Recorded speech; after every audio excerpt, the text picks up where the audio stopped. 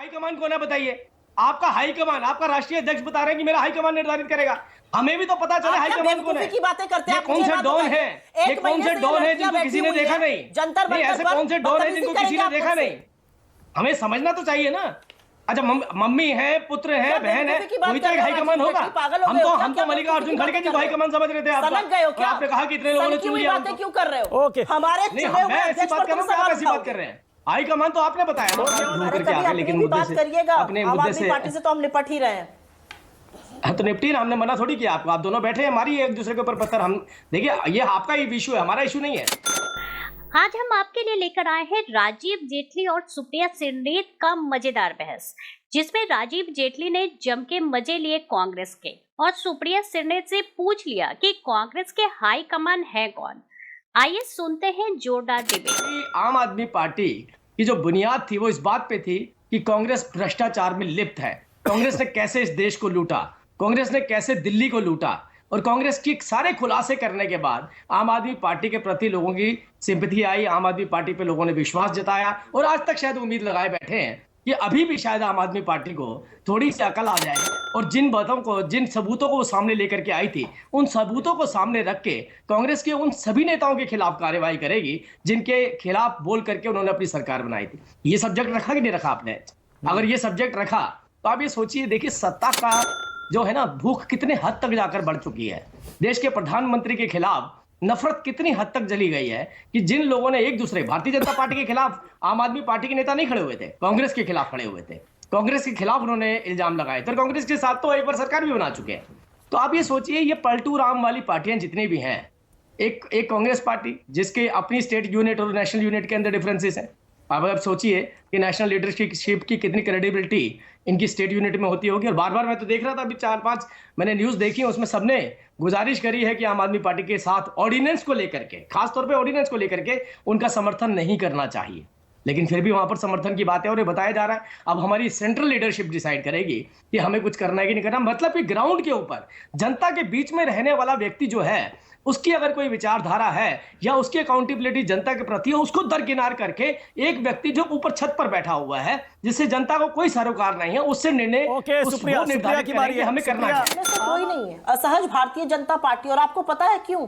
क्योंकि 19 घटक दल, एक या दो नहीं, 19 घटक दल, जिसमें से उनका सबसे पुराना घटक दल शिवसेना, शिरोमणि अकाली दल, जेडीयू जैसे घटक दल शामिल हैं, जो भाजपा को तिलांजलि देकर जा चुके हैं।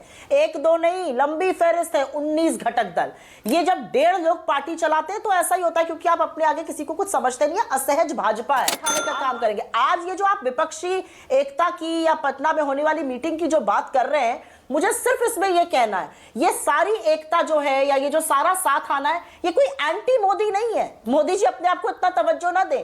ये संविधान में जिन लोगों का यकीन है, जो लोग इस देश को किसी भी कीमत पर सर्वोपरि रखते हैं, जो किसी भी कीमत पर और कोई भी जिसको कहते हैं तो अदा करने को तैयार है, कुर्बानी देने को तैयार है, उन लोगों का जवाब है। तो इसमें क्या गलत बात है? मोदी जी इसका मजाक उड़ाते रहे, जनता तय करेगी कि आप कहां बैठेंगे। बोलिए राजीव। देखा था कि सिसोदिया के खिलाफ जो कार्रवाई की जा रही है एजेंसियों द्वारा, ये और कड़ी कार्रवाई होनी चाहिए। कांग्रेस के ऑफिशियल स्पोक्स पर्सन ने बकायदा हैंडबिल लेकर के सड़कों पर बोला था। और जो जैन साहब जेल में है, वो अगर ये लिस्ट और खंगाली जाएगी और खोली जाएगी तो इतने सारे नेता जेल में जाएंगे जिसमें अरविंद केजरीवाल भी नहीं बच पाएंगे। तो मुझे लगता है ये शायद गठबंधन का जब सब्जेक्ट आएगा तब ये वाला कांग्रेस और आम आदमी पार्टी के बीच की डिस्कशन नहीं होगी शायद इस विषय को लेकर के। और आम आदमी पार्टी ने तो पहले इनका खुलासा कर रखा था। आज इशू कहां पर आ रहा है? देखिए इशू ये है, आपने डिबेट रखी थी, हम कहां घूम करके आ गए, लेकिन मुद्दे से तो हम निपट ही रहे हैं।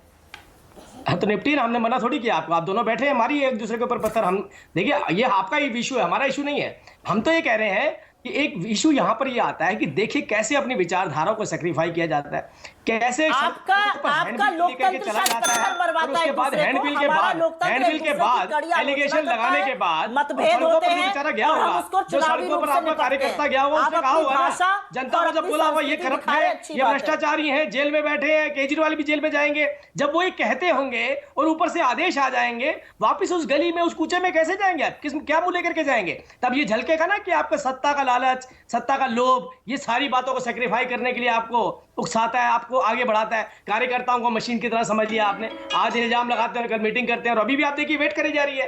मानिक भाई अभी भी कहा जा रहा है कि ऊपर से हाईकमान बताएंगे। हाईकमान मतलब खड़गे साहब नहीं, वो तीसरे वाले हाईकमान, वो पता नहीं कौन से होते हैं, हमें पता नहीं है, वो वाले हाईकमान बताएंगे, काले चश्मे वाले, जिनको हम जानते नहीं है, जिनको हमने देखा नहीं, इनविजिबल है, तो वो वाले हाईकमान बताएंगे कि अरविंद केजरीवाल जी के साथ बात कर रही है कि नहीं करनी है। आप कुछ समझ गए क्या? आपका दिमागी संतुलन बिगड़ गया है। नहीं, मेरा दिमागी संतुलन नहीं है। आभास हुआ है। नहीं, हमने तो मूवीज में देखा था कि एक डॉन होता है, डॉन होता है। अब ये हाईकमान कहां से आता है, कहां जाता है, किससे मिलता है, किससे नहीं मिलता। एनीवे, मैं उसमें नहीं जा रहा, मैं केवल एक ही बात कह रहा हूं कि देखिए इस देश की काले चश्मे तो मोदी जी लगाते हैं, अपने प्रधानमंत्री को ऐसा मत करिए। काले चश्मे वाला इनविजिबल, मैंने साथ में एक शब्द इनविजिबल भी बोला, जिसे किसी ने देखा नहीं है। वो हाईकमान कौन है जिसको काला चश्मा लगा के आप डॉन कह रहे हैं? इतने लंबे प्रोसेस के बाद, इतने लंबे प्रोसेस के बाद, सुन तो लीजिए, इतने लंबे प्रोसेस के बाद वो बेचारे अपने आप को आज भी हाईकमान नहीं मानते, तो उससे आपकी पार्टी की पोजीशन हम समझ सकते हैं। अब ये तो हम तो नहीं कह रहे, आप करिए ना गठबंधन, किसने मना करिए? अरविंद केजरीवाल से करिए, किसी और से करिए, बताइए, आप इल्जाम लगाइए, फिर करिए। काले चश्मे वाले डॉन बार-बार, आपकी चॉइस, हम रोक थोड़ी सकते हैं, आपको रोक थोड़ी सकते हैं। यानी काले चश्मे वाले इनविजिबल, एक डॉन जिनको किसको कोई कहीं नहीं जानता है। हम तो सोचते हैं इलेक्टोरल प्रोसेस से जो चुनकर राजीव जेटली डॉन शब्द का वो दूसरे को हाईकमान नहीं बता पाता है। मानक जी, 1.5 लोगों से चलने वाली सरकार के नुमाइंदे, 1.5 लोगों से चलने वाली पार्टी के नुमाइंदे हमें आकर हमारी पार्टी पर, सेंट्रल और स्टेट लीडरशिप पर ज्ञान देते हैं। मुझे लगता है इससे बड़ी विडंबना कोई नहीं है। अगर आप 4 लोगों से जाकर आज पूछ लीजिएगा भारतीय जनता पार्टी का अध्यक्ष कौन है, तो नाम नहीं बता पाएंगे। हमारे चुने हुए अध्यक्ष हैं, 9,900 लोगों ने चुनकर उनको अध्यक्ष बनाया। आपकी तरह 8 बजे खर्रा नहीं जारी कर दिया था कि ये 2 साल के लिए अध्यक्ष रहेंगे। छोड़िए उन बातों को। मुझे भाजपा से लोकतंत्र पर और पार्टी के लोकतंत्र पर तो बिल्कुल सवाल का जवाब नहीं चाहिए, क्योंकि इन्होंने तो आंतरिक लोकतंत्र को मार्गदर्शक मंडल में डाला हुआ है। यह हमें जवाब सवाल नहीं कर सकते। आपने मुझसे एक सीधा सवाल पूछा और उस सीधा सवाल का मेरे पास बिल्कुल सीधा जवाब है।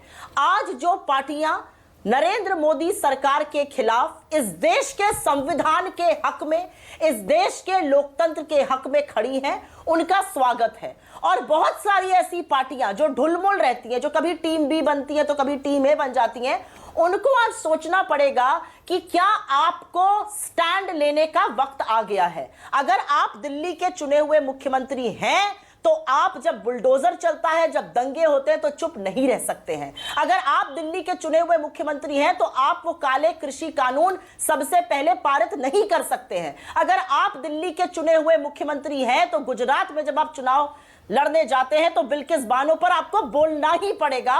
और अगर आप दिल्ली के चुने हुए मुख्यमंत्री हैं और एक जास्मीन शाह को लाइए, करके उसको यूनियन जास्मीन शाह को भी लाइए, छोटी सी मालिक भाई, छोटी सी करना पड़ेगा। लेकिन मैं यहां पर यह जरूर बोलना चाहती हूं कि लोकतंत्र को बचाने के लिए कांग्रेस पूरी तरह से प्रतिबद्ध है। ओके, राजीव जेटली, उसके बाद जास्मीन शाह भी आ गए। राजीव जेटली जल्दी से क्विक रिस्पांस। नहीं, मैं केवल इतना बता रहा हूं, मेरे को नहीं पता कितना 900 बताया कि 980 बताया, कितने लोगों ने चुना था इनके राष्ट्रीय अध्यक्ष को। और जिनको 980 और 900 लोगों द्वारा चुने गए राष्ट्रीय अध्यक्ष कहते हैं हमारे जो निर्णय होंगे वो हाईकमान लेगा। अब ये हाईकमान कौन है, इनसे पूछिए ना। अगर राष्ट्रीय अध्यक्ष की इतनी वैल्यू है तो हाईकमान कौन था? उसके ऊपर ऐसा कौन सा व्यक्ति है जो इनकी पार्टी में राष्ट्रीय अध्यक्ष के ऊपर रहता है, जिसे हाईकमान कहा जाता है? हाईकमान, हमारे यहाँ 9,900 डेलीगेट्स ने वोट दिया था। हाईकमान कह रहा है, वो हाईकमान कह रहा है कि मेरा जो कार्यकर्ता जमीन पर काम करता है, अपने काम छोड़ करके मेरे निर्णय जो आपको दिए गए उनको मैं आपको थोपता हूँ और उसी हिसाब से आपको कार्य करना है।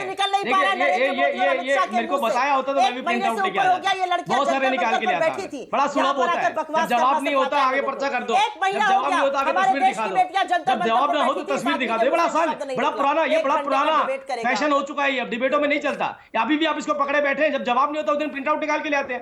अरे भाई जवाब दीजिए ना, आपका हाईकमान कौन है बताइए। आपका हाईकमान, आपका राष्ट्रीय अध्यक्ष बता रहे हैं कि मेरा हाईकमान निर्धारित करेगा। हमें भी तो पता चले हाईकमान कौन है, की बातें करते हैं। कौन से डॉन है, ये कौन से डॉन है जिनको किसी ने देखा नहीं, ऐसे कौन से डॉन है जिनको किसी ने देखा नहीं, हमें समझना तो चाहिए ना। अच्छा, मम्मी है, पुत्र है, बहन है, वही तो एक हाईकमान होगा। हम तो मल्लिकार्जुन खड़गे जी को हाईकमान समझ रहे थे। आपने कहा कि इतने लोगों ने चुन लिया, क्यों कर रहे हो? ओके, हमारे मैं ऐसी बात कर रहा हूँ, आप ऐसी बात कर रहे हैं। हाईकमान तो आपने बताया ने कहा। निरंकुश सम्राट राजीव जेटली, ऐसा लग रहा है कांग्रेस ने भी फैसला किया नहीं है, आपके लिए जश्न मनाने का मौका भी है नहीं। क्या पता फैसला पक्ष में हो जाए और पूरा विपक्ष एक हो जाए। राजीव जेटली, नहीं, मुझे तो लगता है ये अर्थमेटिक से शुरू होता है, ये पता नहीं कौन से ज्योमेट्री में खत्म होता है। इनकी अगर मैथमेटिकल कैलकुलेशन देखेंगे ना, जम्मू कश्मीर से लेकर कन्याकुमारी तक हर रोज उलझती चली जाती है। कभी ये बात करते हैं कि हम गठबंधन बना रहे हैं, अगले ही दिन देखिए स्टेटमेंट आती है उन्हीं लोगों की इनके खिलाफ। तो ये बड़े इस टाइम कॉम्प्लिकेटेड पोजीशन में है, ये इनको समझ नहीं आ रहा हमें करना क्या। और जिसको सम्राट कह रहे हैं ना, वो सम्राट का ताज देश की जनता ने पहनाया है। वो सम्राट का ताज कोई किसी पार्टी का राष्ट्रीय अध्यक्ष नहीं पहना रहा है उनको। जिस तरीके से अर्जुन खड़गे जी बताते हैं कि मेरा हाईकमान, और मैं तो हाईकमान के बारे में पूछूंगा, मुझे एक नाम तो बता दीजिए हाईकमान का। हाईकमान का नाम तो बता दीजिए।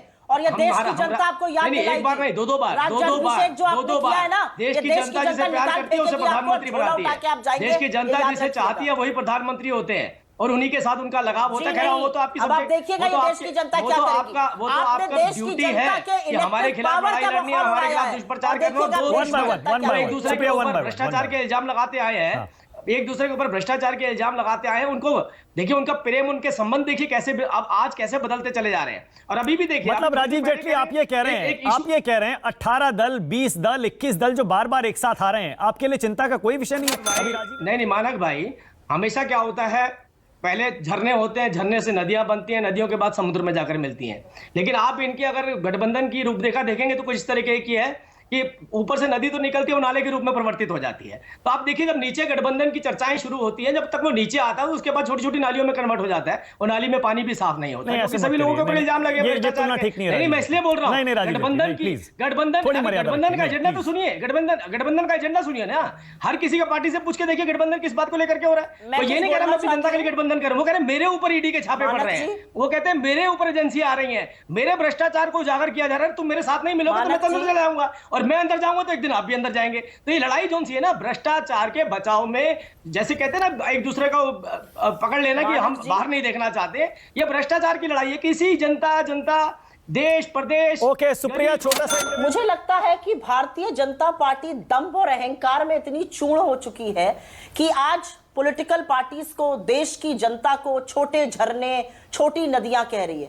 आप ये और करिए, मैं चाहती हूं आप ये और करिए, क्योंकि कुदरत भी कुछ कहने की कोशिश कर रही है। कल जब आप राज्याभिषेक कर रहे थे ना अपना, तब देश की बेटियां सड़कों पर घसीटी जा रही थी, तब महाकाल की मूर्तियां ध्वस्त हो रही थी आंधी से, तब नरेंद्र मोदी स्टेडियम जिसका नाम है, वहां पर बारिश ऐसी हो रही थी कि मैच कैंसिल होना आ गया था। कुदरत का कहर जो है उसको समझिए। देश की जनता का अपमान और देश के लोगों के वोट की ताकत का अपमान करना बंद कर दीजिए। हम चाहते हैं आप दंभ और अहंकार में और चूड़ हो, क्योंकि आपका दिख रहा है आप असलियत से कितने कोसों दूर होते जा रहे हैं। बारिशों में कितने मैच कैंसिल हुए, कितनी बारिशों में कितने मैच कैंसिल हुए, ये कुदरत का कहर की बात हमें तो पता ही नहीं चला। लड़कियां घसीटी जा रही है। अरे अभी देखिए आप देश की जनता हमें पता ही नहीं चला, क्या करती है। हम तो सोचते थे और अहंकार में बात बारिश तो एक नेचुरल प्रोसेस है जो हो रहा है, हमें तो नहीं पता था ये मनमोहन सिंह जी की कुनीतियों की वजह से हो रहा है, या सोनिया गांधी जी की कुनीतियों की वजह से हो रहा है। यूपी वाले मैच कैंसिल हुआ है, और ये तो कोई लॉजिक नहीं हुआ, मुझे समझ नहीं आया इस बात को। और घमंड और अहंकार देना, मैं तो हाथ जोड़ के यही प्रार्थना करती हूं। मुझे बात समझ नहीं आ रही, हंसी आ रही है थोड़ी सी। आपके अंदर अभी और जब बारिश हुई मैच के वक्त पे,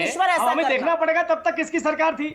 मतलब जितनी बार किसी की कुनीतियां थी, किसी का अच्छा नेतृत्व नहीं था, तो बारिश होनी शुरू हो गई और मैच कैंसिल हो गया। बताइए कोई लॉजिक तो होना चाहिए इस बात के पीछे। और आप सोचिए 70 साल में जितने मैच कैंसिल हुए, एक बार नेहरू जी उसकी वजह रहे, इंदिरा गांधी जी उसकी वजह रही, इंदिरा गांधी जी। बिहार की सियासी गलियों से एक बड़ी खबर सामने आ रही है। मिल रही जानकारी के अनुसार राजधानी पटना में विपक्षी दलों की बड़ी बैठक होगी। बताया जा रहा है कि 12 जून को यह बैठक होगी। हालांकि अभी तक आधिकारिक घोषणा नहीं हुई है। इस बैठक में बीजेपी विरोधी पार्टियां शामिल होंगी। 18 दलों के शामिल होने की बात सामने आ रही है। इस बैठक में लोकसभा चुनाव की तैयारियों को लेकर रणनीति बनाई जाएगी। बैठक के दौरान विपक्षी एकता को भी प्रदर्शित किया जाएगा। हालांकि अभी तक यह तय नहीं हुआ है कि बैठक पटना में कहां होगी। एनडीए से अलग होने के बाद से ही सीएम नीतीश कुमार एक मिशन पर है। लगातार बीजेपी विरोधी दलों के नेताओं से मुलाकात कर रहे हैं। दिल्ली में कांग्रेस अध्यक्ष मल्लिकार्जुन खड़गे और राहुल गांधी से मुलाकात के बाद बताया था कि बहुत जल्द बैठक होगी। हालांकि उस वक्त ये पता नहीं था कि बैठक कहां होगी। तब से ये सवाल उठ रहा था कि बीजेपी विरोधी पार्टियां कब एक मंच पर दिखाई देगी।